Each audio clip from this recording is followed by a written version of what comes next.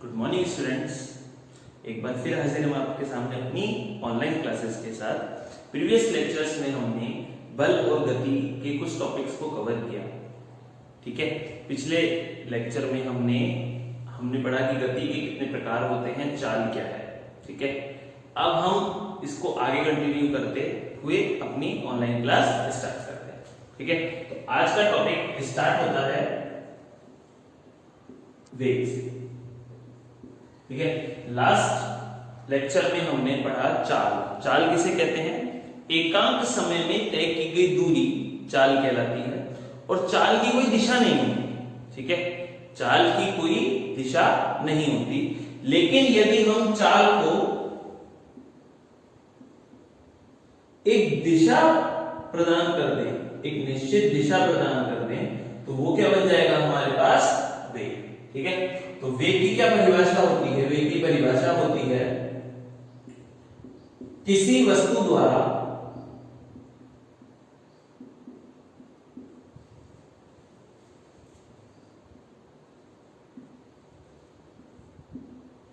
एकांक समय में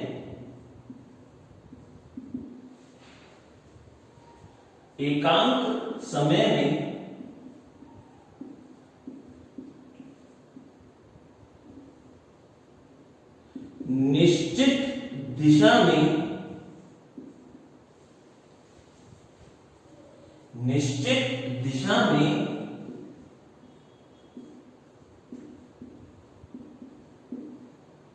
तय विस्थापन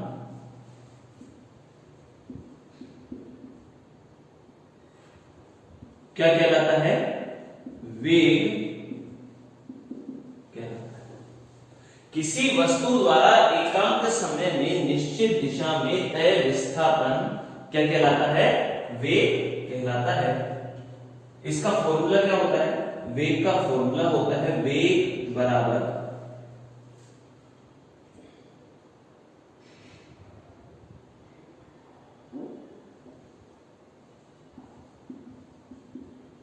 वस्तु का विस्थापन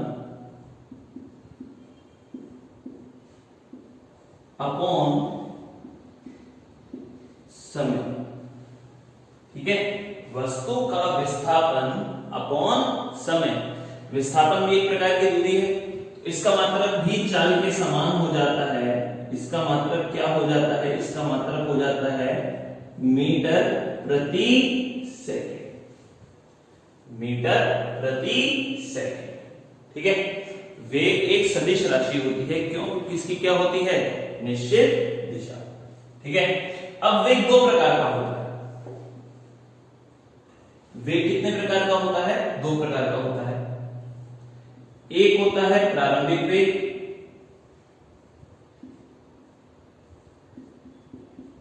और एक होता है हमारे पास अंतिम वेग। एक तो होता है प्रारंभिक वेग और एक होता है अंतिम वेग, ठीक है। प्रारंभिक वेग का मतलब क्या है? प्रारंभिक वेग का मतलब है जब वस्तु अपनी प्रारंभिक अवस्था से चलना चालू करता है, ठीक है। जब वस्तु अपनी प्रारंभिक अवस्था से चलना चालू करता है, जहां से वो अपनी गति स्टार्ट कर रहा है, उस समय उसका कितना वेग है, उसे कहेंगे हम प्रारंभिक वेग। तो इसकी परिभाषा क्या हो जाएगी?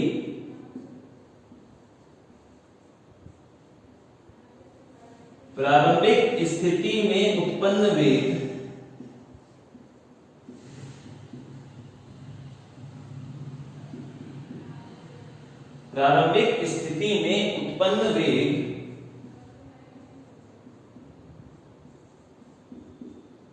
क्या कहलाता है? प्रारंभिक वेग। और इसे किससे प्रदर्शित करते हैं? u। इसे किससे प्रदर्शित करते हैं? u।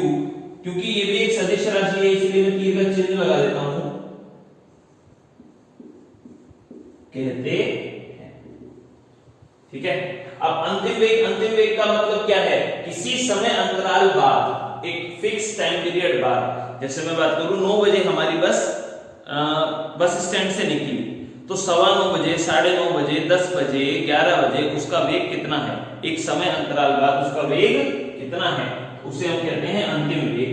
ठीक है,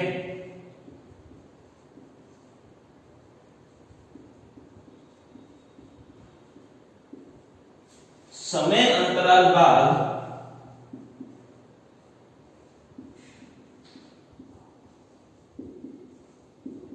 वस्तु का वेग अंतिम वेग, और इसे हम प्रदर्शित करते हैं v से। ठीक है, कहते समझ में आ गया? वेग का मतलब क्या है? चाल प्लस दिशा। कि अगर हम किसी वस्तु को एक निश्चित दिशा में विस्थापन कराएं तो इकाई समय में, एकांक समय में तय किया गया विस्थापन क्या कहलाएगा? वेग कहलाएगा। ठीक है, वेग का सूत्र क्या होता है? वस्तु का विस्थापन बटे समय, मात्रक हो जाता है मीटर प्रति सेकंड। वेग दो प्रकार का होता है, प्रारंभिक और अंतिम। प्रारंभिक का मतलब जिस अवस्था से वो चलना प्रारंभ कर रहा है उस पर उसका कितना वेग, उसे हम प्रदर्शित करते हैं u से, और एक समय अंतराल बाद वस्तु का वेग कितना हो जाता है? v। ठीक है, उसे कहते हैं हम अंतिम वेग। अब इसमें अगला टॉपिक आता है वेग से रिलेटेड ही, वो है औसत वेग। ठीक है,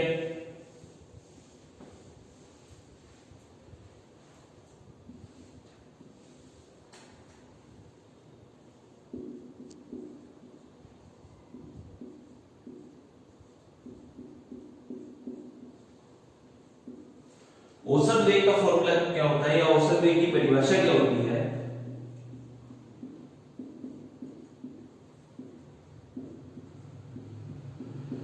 प्रारंभिक वेग एवं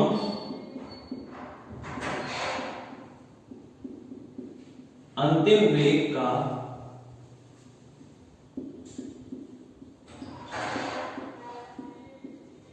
औसत मान। प्रारंभिक वेग व अंतिम वेग का औसत मान क्या कहलाता है? औसत वेग।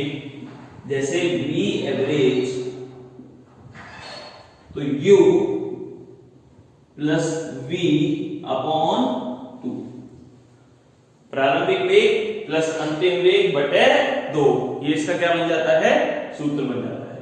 ठीक है, अब एक क्वेश्चन पूछा जाता है कि चाल तथा वेग में क्या अंतर है?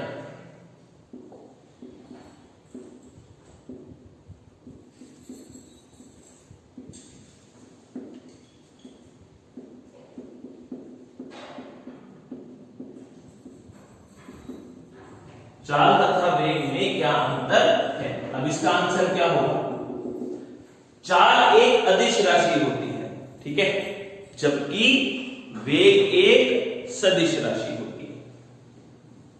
तो पहला अंतर तो क्या हो गया?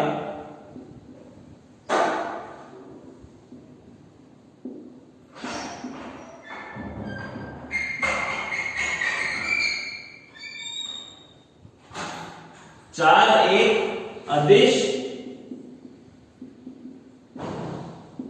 राशि है,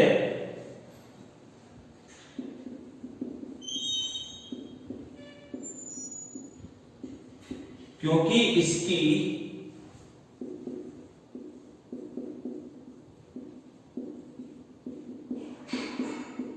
दिशा नहीं होती,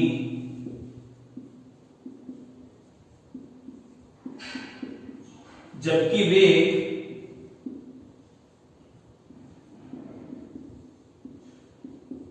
एक सदिश राशि है,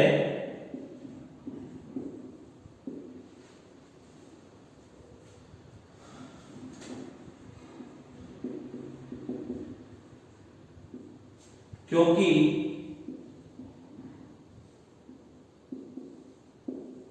इसकी दिशा होती है। ठीक है, दूसरा, चाल या तो शून्य हो सकती है या धनात्मक हो सकती है। तो चाल का मान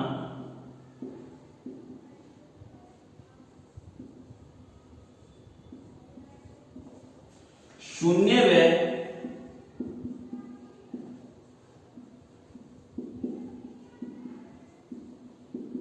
धनात्मक होता है, जबकि वेग का मान शून्य भी हो सकता है, धनात्मक भी हो सकता है और ऋणात्मक भी हो सकता है। शून्य, धनात्मक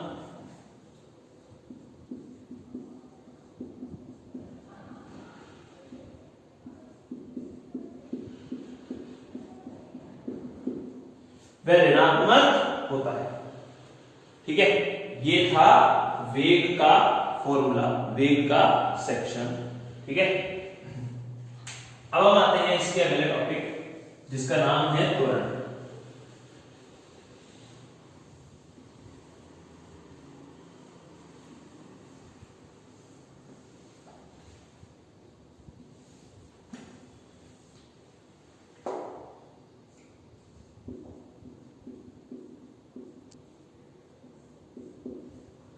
त्वरण का मतलब क्या है? त्वरण का मतलब होता है वेग में परिवर्तन। त्वरण का मतलब क्या होता है? वेग में परिवर्तन। तो इसकी परिभाषा बहुत सिंपल है, वेग में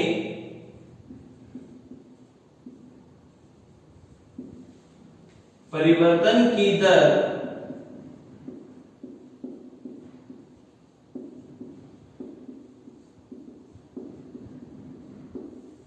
त्वरण कहलाती है। ठीक है, वेग एक सदिश राशि है, तो त्वरण भी क्या है? एक सदिश राशि। त्वरण एक सदिश राशि है, वह इसे त्वरण को हम प्रदर्शित करते हैं ए से।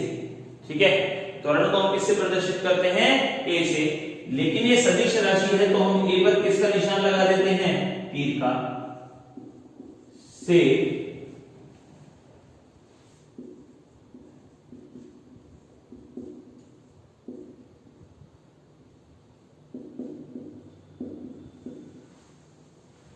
प्रदर्शित किया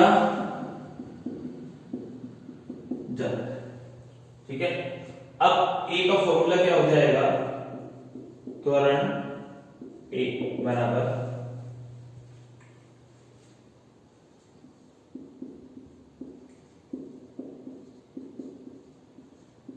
वेग में परिवर्तन बटे समय। ठीक है, तो वेग में परिवर्तन को हम लिखते हैं dv अपॉन dt। d का मतलब होता है परिवर्तन। वेग में परिवर्तन किसके अनुसार? समय में परिवर्तन के अनुसार। तो जब इसको से चेंज किया जाता है, वेग में परिवर्तन निकाला जाता है, तब इसका फॉर्मूला आ जाता है v माइनस u बटे t। अंतिम वेग माइनस प्रारंभिक वेग बटे समय, और यही क्या बन जाता है? इसका फॉर्मूला बन जाता है। अब इसका मात्रक क्या बनेगा? मात्रक हम यहां पर देखते हैं। वेग का मात्रक होता है, ऊपर वेग है तो वेग का मात्रक क्या होता है? मीटर बटे सेकंड, और नीचे समय है तो समय का मात्रक क्या होता है? सेकंड। तो यहां से इसका मात्रक आ जाता है मीटर बटे second square. Metre upon second का क्या हो जाता है? स्क्वायर। ठीक है, तो इसका मात्रक क्या बन जाता है? मीटर बटे सेकंड स्क्वायर। ठीक है, आगे का टॉपिक देखते हैं।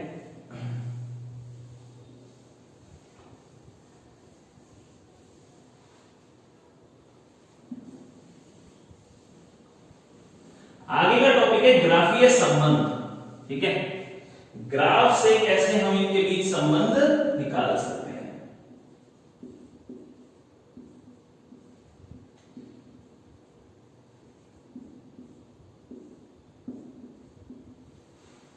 ग्राफीय संबंध। ठीक है, तो पहले आता है, इसके अंदर पहला केस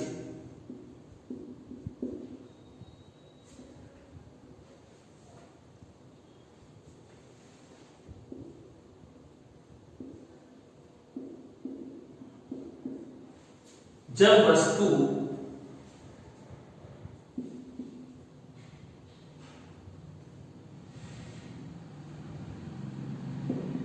का वेग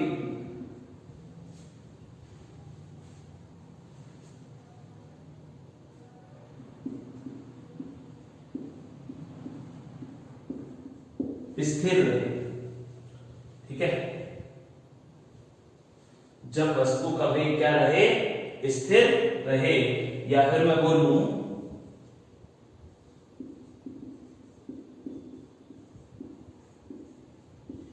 वस्तु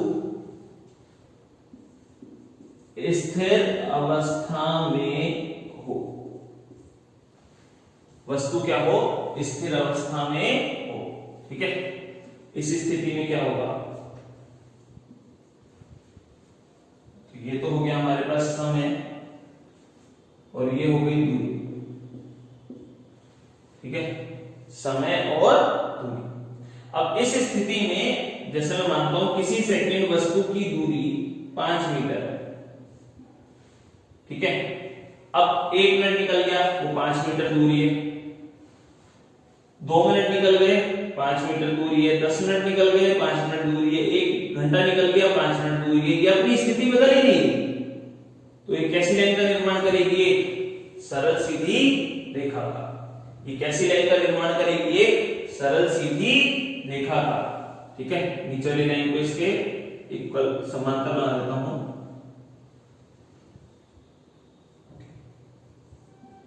ठीक है। तो यहां पर एक ऐसी लाइन बनाएगी, बिल्कुल सरल सीधी रेखा। इसका मतलब क्या है, आपकी वस्तु कैसी अवस्था में है, स्थिर अवस्था में है, ठीक है। अगला केस देखते हैं। जब वस्तु का वेग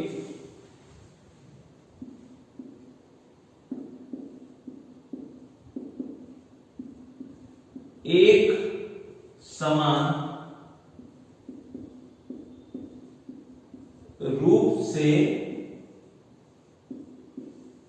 वृद्धि कर, ठीक है। इसका मतलब क्या है, इसका मतलब है आपकी वस्तु एक समान रूप से अपनी दूरी के अंदर परिवर्तन कर रही है, और कैसा परिवर्तन कर रही है, धनात्मक, मतलब आपकी दूरी लगातार बढ़ती जा रही है, ठीक है। इस समय ग्राफ कैसा बनता है, ऐसा, ठीक है। इस समय ग्राफ कैसा बनता है, ऐसा। ये हमने यहां से क्यों शुरू किया है, इसका मतलब ये है प्रारंभ में वस्तु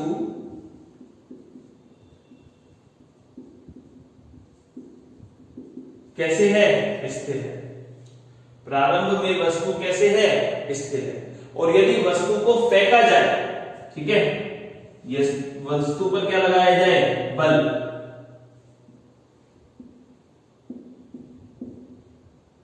तब आपका ग्राफ बनता है ऐसा, ठीक है। तब आपका ग्राफ कैसा बनता है, ऐसा। यदि वस्तु स्थिर अवस्था से चले, प्रारंभ में वस्तु कैसी अवस्था में, स्थिर अवस्था में, तो ये 0 से चलेगा। लेकिन अगर वस्तु पर बल लगाया गया है,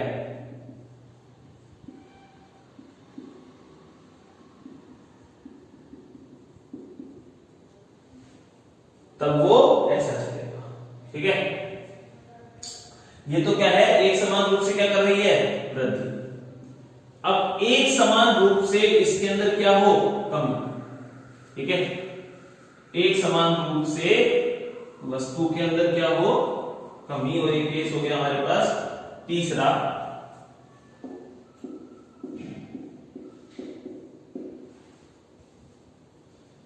इस स्थिति में ग्राफ देखते हैं,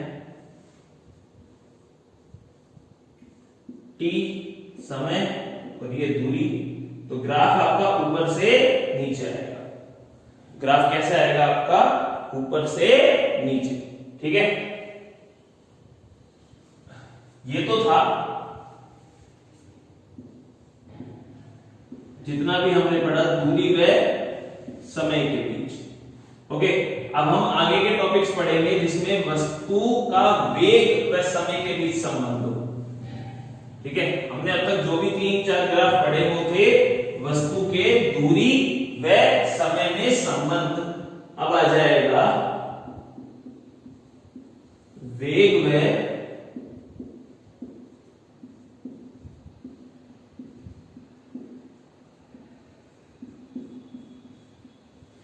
समय में संबंध। इसमें केस फर्स्ट आता है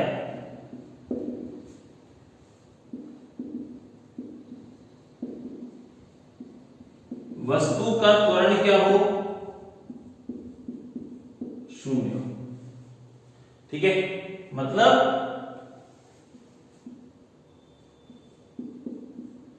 वेग कैसा रहे, स्थिर रहे या समान रहे। ठीक है, इस स्थिति में क्या होगा, जो ग्राफ बनेगा वो ऐसा बनेगा t और ये हो गया v, v का मतलब वेग। तो आपका ग्राफ कैसा बनेगा, एक सीधी रेखा, क्षैतिज अक्ष में सीधी रेखा। ठीक है, समझ में आ गया अच्छे से। अगला सेक्शन देखते हैं, अगला केस सेकंड। इसमें वस्तु का वेग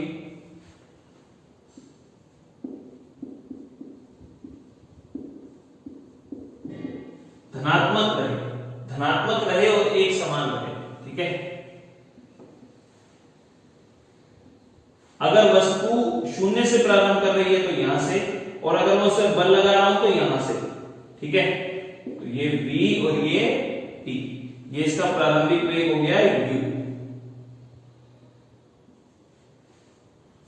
समझ में आ गया। और अब वस्तु का त्वरण कैसा रहे, ऋणात्मक, मतलब उसके वेग में लगातार कमी होती रहे। ठीक है,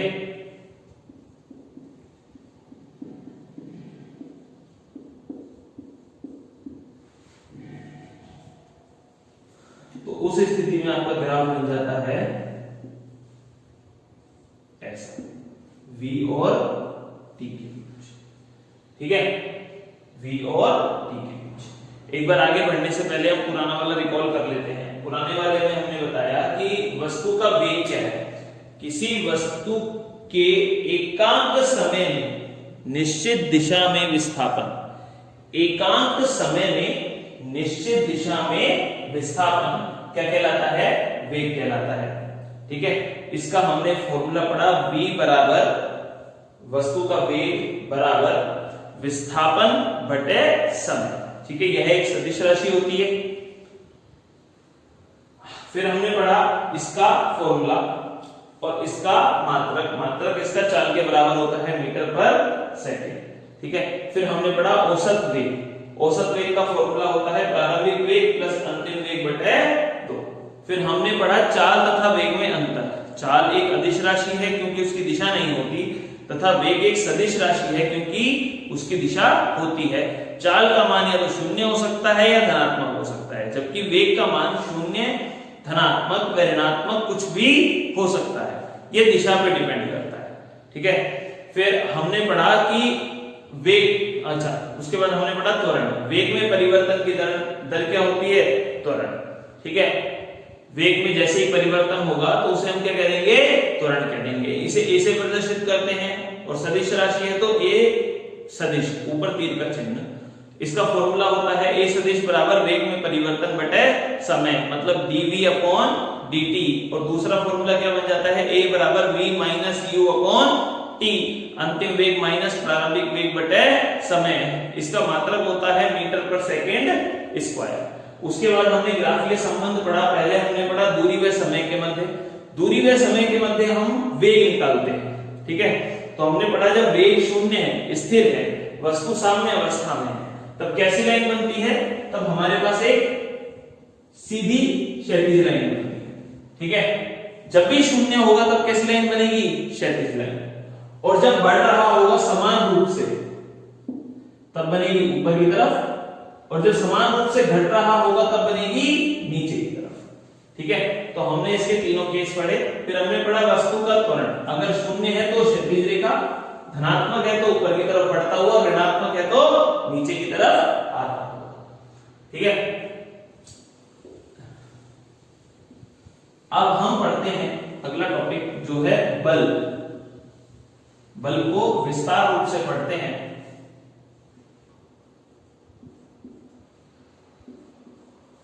ठीक है। तो बल क्या है?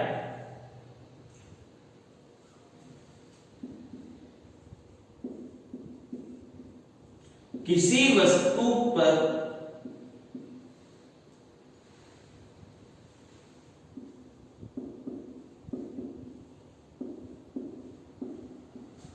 कार्य करने के लिए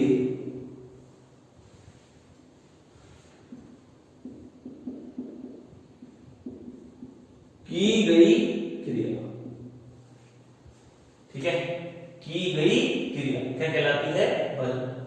अगर हमको किसी वस्तु की स्थिति, अवस्था, आकार, गति,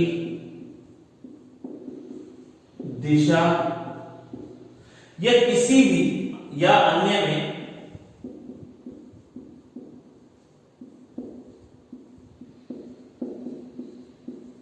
क्या करना है? परिवर्तन करना है,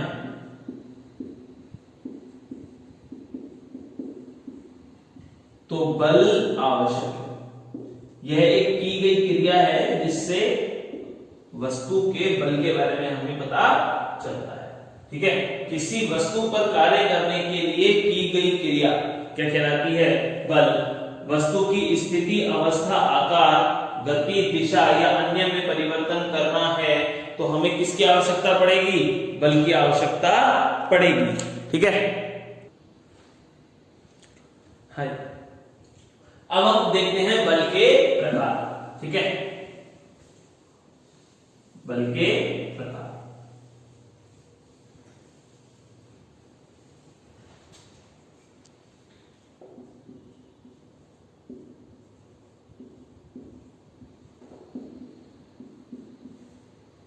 मान के आधार पर बल दो प्रकार का होता है, ठीक है।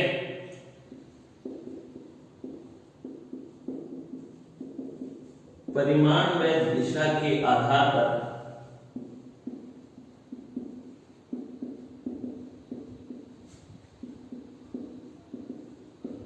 बल दो प्रकार का होता है।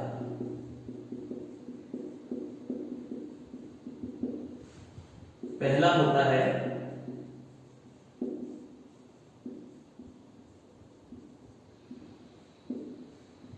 संतुलित बल, ठीक है। संतुलित बल को समझने की कोशिश करते हैं। जैसे हमारे पास ये एक वस्तु, ठीक है, अब इसे एक इंसान यहां से खींच रहा है और एक इंसान यहां से खींच रहा है, लेकिन दोनों के परिमाण तो समान है। ये इधर की तरफ खींच रहा है और ये वाला इधर की तरफ खींच रहा है, दोनों के परिमाण तो कैसे हैं? समान, ठीक है। लेकिन दिशा कैसी है? विपरीत। तो ये कहीं पर भी गति नहीं करेगी, ये हमेशा उसी अवस्था में रहेगी, ये अपनी स्थिति में परिवर्तन नहीं करेगी। इसे हम कहते हैं संतुलित बल, ठीक है। यदि किसी वस्तु पर बल लगे और उसकी स्थिति में परिवर्तन ना हो तो उसे हम कहते हैं संतुलित बल, ठीक है। यदि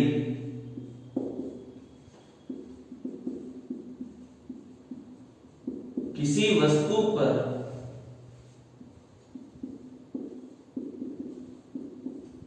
दो या दो से अधिक बल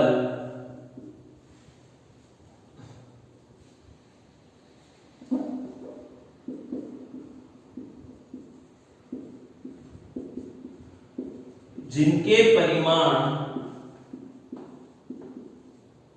समान व दिशा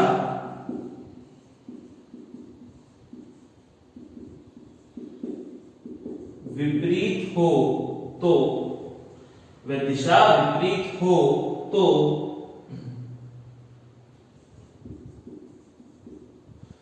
वस्तु की स्थिति में कोई परिवर्तन नहीं होता।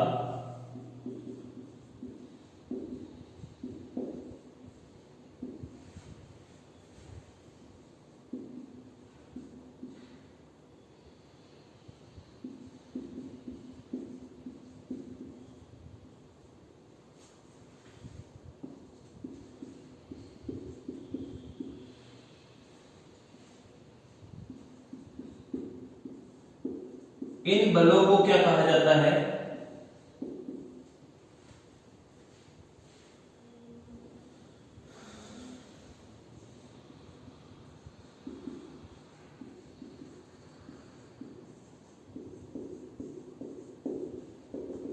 इन बलों को हम संतुलित बल कहते हैं। इसका डायग्राम मैं यहां बना रहा हूं, यहां पर समझने की कोशिश कीजिए।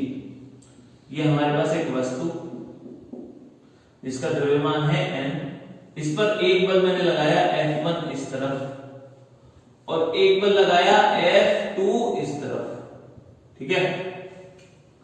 लेकिन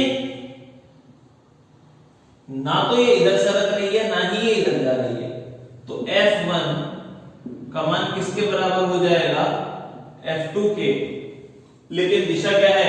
विपरीत। तो किसका साइन ले आएंगे? माइनस का। जहां पर माइनस का साइन किसको दिखा रहा है? विपरीत दिशा। विपरीत दिशा। तो ये तो है संतुलित बल।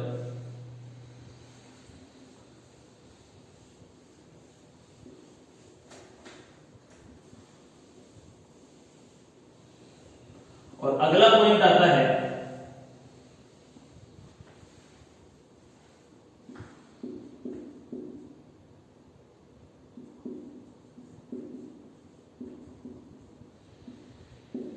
असंतुलित बल, ठीक है। असंतुलित बल को एक बार मैं डायग्राम से समझाने की कोशिश करता हूं आपको, फिर इसकी परिभाषा लिखेंगे, ठीक है। ये हमारे पास कोई ब्लॉक जिसका द्रव्यमान m है, इस पर एक बल F1 तो लग रहा है इस तरफ, लेकिन एक बल F2, यहां पर F2 का जो परिमाण है वो F1 से क्या है? ज्यादा। तो वस्तु किधर की तरफ सरकेगी? इधर की तरफ। समझ में आ गया अच्छे से? यहां पर दोनों का परिमाण कैसा है? अलग अलग, ठीक है। तथा दिशा क्या है? विपरीत। अब एक और केस,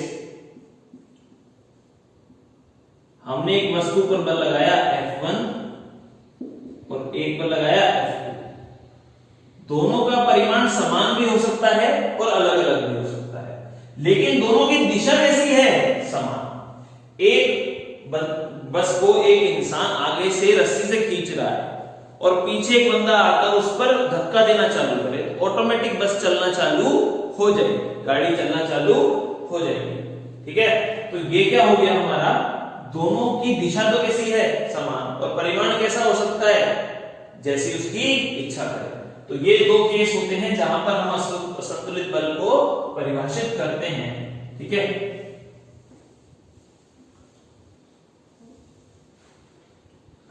तो यदि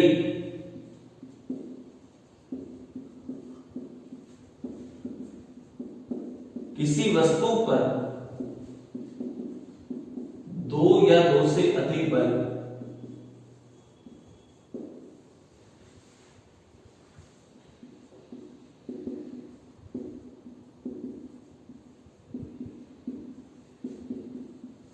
इस प्रकार लगे कि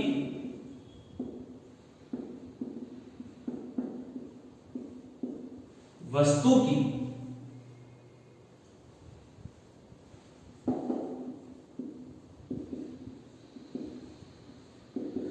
स्थिति में परिवर्तन हो जाए,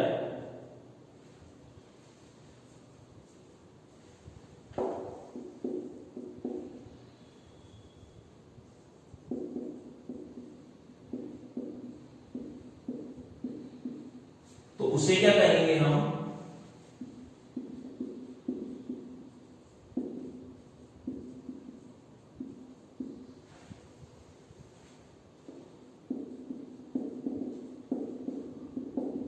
असंतुलित बल कहते हैं, ठीक है। दोबारा देखते हैं। ये एक वस्तु जिसका द्रव्यमान m है, इस पर एक बल F1 तो इस तरफ लग रहा है और एक बल F2 इस तरफ लग रहा है। F2 का मान F1 से क्या है? ज्यादा। दिशा चाहे कैसी भी हो, पर F2 का मान F1 से क्या है? ज्यादा, ठीक है। तो ये स्थिति परिवर्तित करेगा। और दूसरा केस, वही ब्लॉक। अब दोनों का परिमाण समान भी हो सकता है और विपरीत भी, लेकिन दोनों की दिशा कैसी है? समान। तो वस्तु में परिवर्तन होगा ही होगा, स्थिति में परिवर्तन होगा ही। ठीक है, आज की क्लास में हम इतना ही करते हैं। नेक्स्ट क्लास में आपसे मिलते हैं और उसमें हम पढ़ते हैं न्यूटन ने क्या क्या गति के नियम दिए, गति को किस प्रकार परिभाषित किया और न्यूटन द्वारा गति के क्या समीकरण बनाए गए, उनकी उत्पत्ति कैसे हुई। तो आज की क्लास में इतना ही। Thank you.